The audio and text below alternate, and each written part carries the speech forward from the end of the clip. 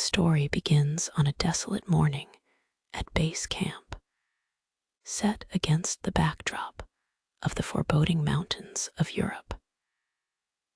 Three paranormal investigators, Amy, Marcus, and Joel, gather their equipment.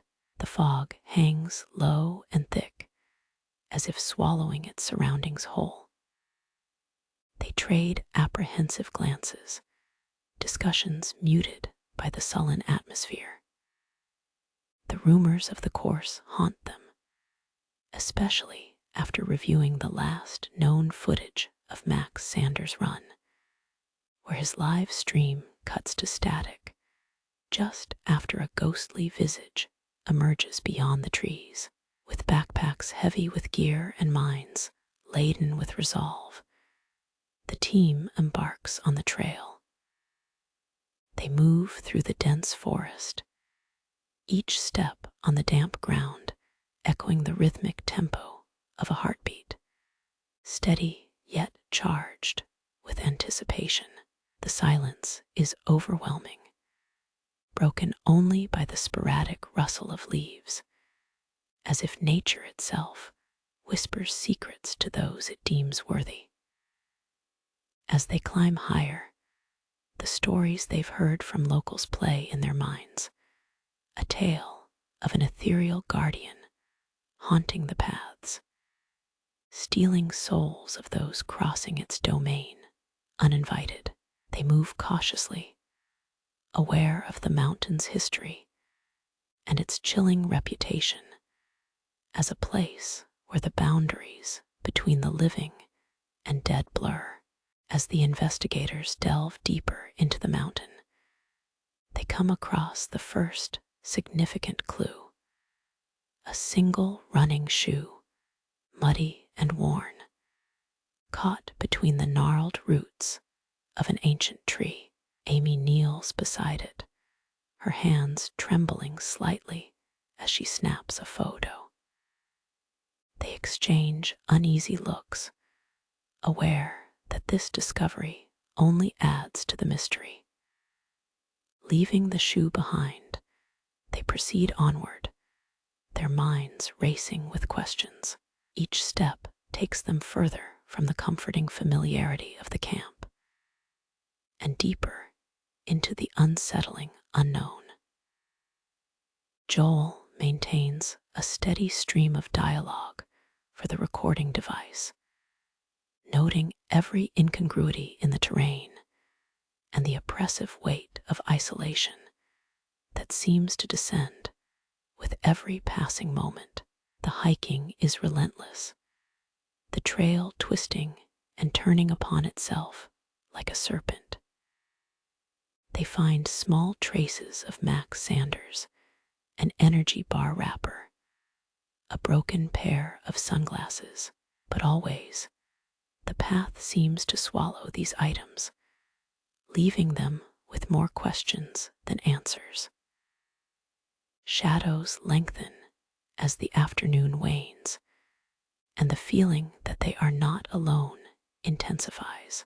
As dusk falls, the investigators find themselves at a small clearing, the only break in the oppressive canopy overhead. They set up camp, each more aware of the chilling air and the encroaching darkness than they'd like to admit. The clearing is eerily silent, the kind of silence that grips the soul and whispers of an unnatural observer lurking nearby. Amy insists on reviewing the footage from her camera, hoping to glean something they might have missed during their trek. As the tape rolls, the static-laden stream makes her flinch, a turbulent surge of sound and visuals that captures the briefest glimpse of Max's fear-stricken face before dissolving into white noise. They replay it, but every time the distortion clouds any hope of clarity. The night stretches, its embrace colder and more relentless, The group tries to rest, though their sleep is fraught with uneasy dreams. Lying in her tent, Amy can't shake the sense that this place, with its secretive air and dilapidated history, is more alive than it seems. Out in the darkness, the whispering starts again, a symphony of sounds just beyond the threshold of understanding. Morning arrives with a pallid light, doing little to warm the spirits of the investigators. They pack up swiftly, eager to continue their investigation before the mountain trails claim them too. Joel suggests they split up to cover more ground, though the very idea chills them all. Yet, they agree, each one retracing paths from Max's documented run, straying apart with flickers of hope and dread. Amy finds herself wandering along a ridge lined with precarious rocks. The trail dips and rises, its course lost in the haze that hangs persistently over the mountain. Every step echoes an awareness of being watched, a prickling sensation across her skin. Tripping over a loose stone, she lands hard, dislodging another shoe, a match to the one they encountered before. Marcus pushes deeper into the shaded belly of the forest, calling out as he walks. His voice carries through the trees, met only by the hushed murmurs of leaves. Unexpectedly, he stumbles upon a faded piece of clothing, half buried in the underbrush. It's a grim reminder of Max's last known whereabouts, and an ominous signal that the forest holds more secrets than they imagined. The sun sits low in the sky by the time the investigators reconvene, their discoveries weighing heavily upon them. As they exchange findings, a disturbing realization dawns. All clues suggest that Max's fate was no ordinary accident. Each sign points towards an inexplicable force at play, testing their resolve and the very limits of logic. Joel, ever the skeptic, decides to comb through the footage again, hoping to reconcile the growing dissonance between the evidence and reason. As he scrutinizes the static and distorted images, an involuntary shiver runs down his spine. Among the visual anomalies, something catches his eye, an incomprehensible figure lurking just beyond the trees. For a moment, it seems to grin, a chilling, skeletal visage momentarily frozen in the frame. Haunted by what they've uncovered, the group presses on, returning to the last known coordinates from Max's transmission.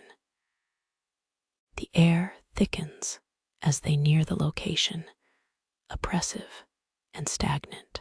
Whispers weave through the wind, threading stories of old, warning of the guardian spirit that safeguards the path, ensuring no traveler leaves unmarked by its presence. At the break of dawn, after a fitful night under the restrictive boundaries of sleep, the team resumes their journey. The morning mist clings like a wet blanket, revealing glimpses of an ever-shifting path that challenges their sense of direction.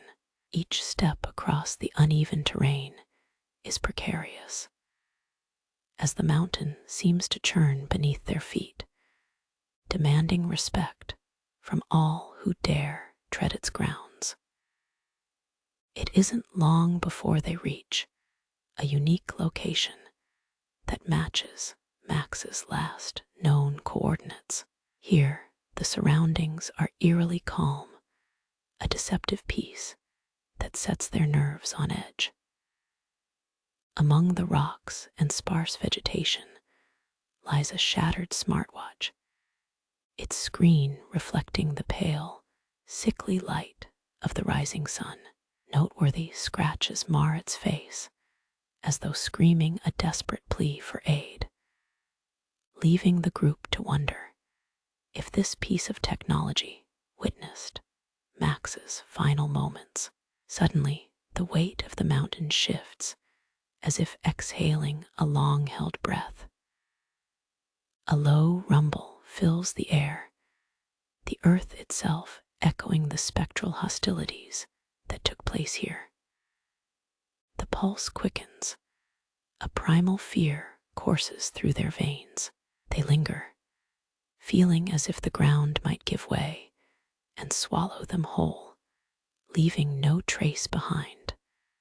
Much like Max, the feelings of alienation deepen as they venture further into the mountain's grasp.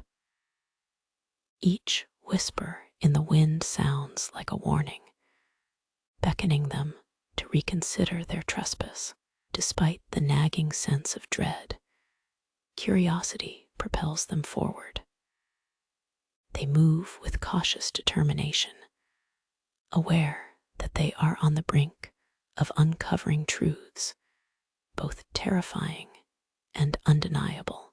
In a narrow gorge, they find another clue, a series of barely visible footprints cutting through the soft mud.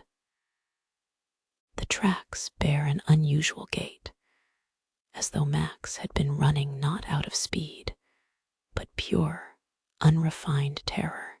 There's something unnatural about them, confirming a presence that ran with him or pursued him that fateful day.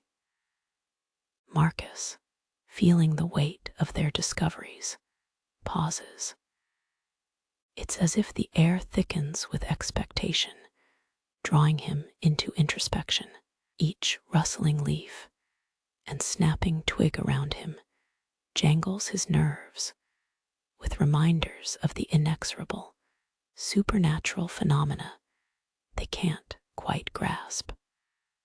Hiding just beyond peripheral vision, it is here, amidst uncertainty, that the mountain's lore starts to blend, stitching reality and myth together into an uncanny tapestry. The investigators continue their quest, but exhaustion permeates their efforts, and doubt begins to weave its way into their minds.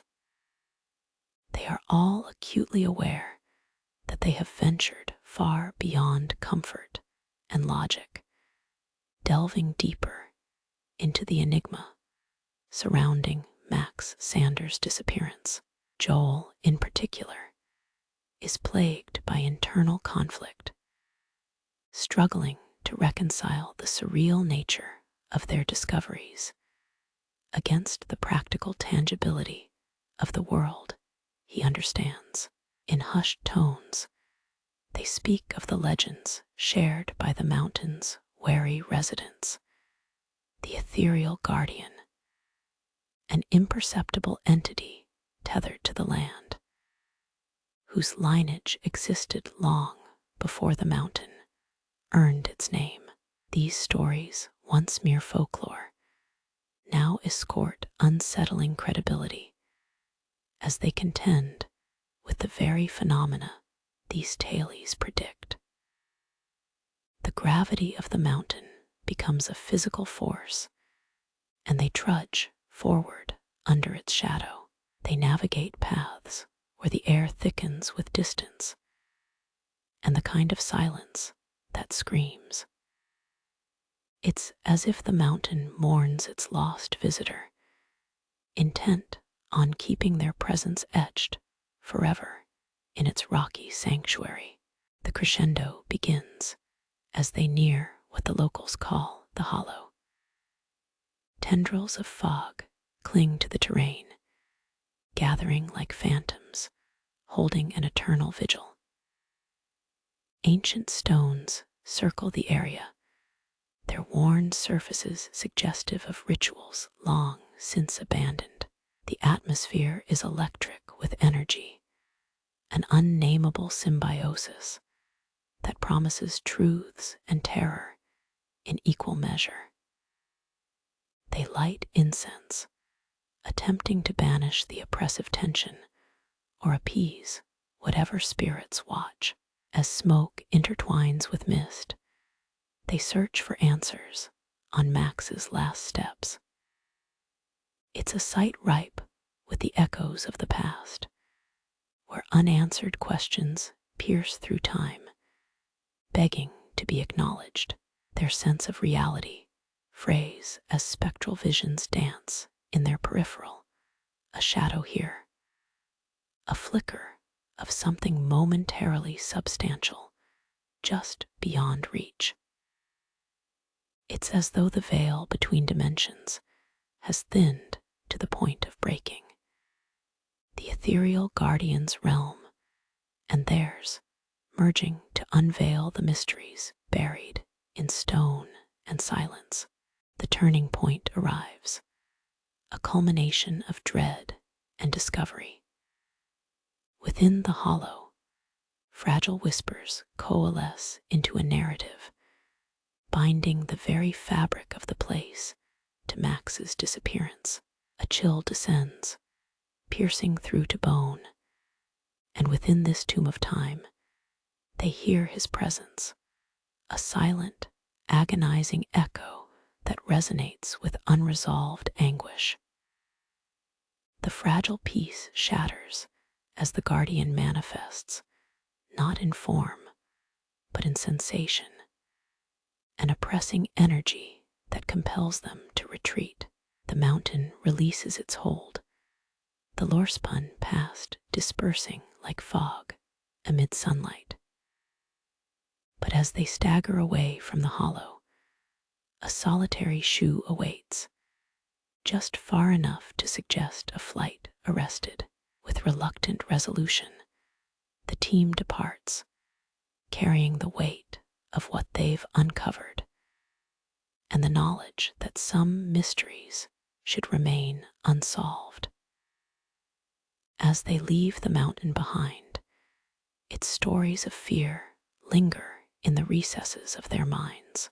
The hollow's spectral guardian recedes into legend once more, preserved by the mountain that cradles time, embraced by secrecy and the unknown realities of the world.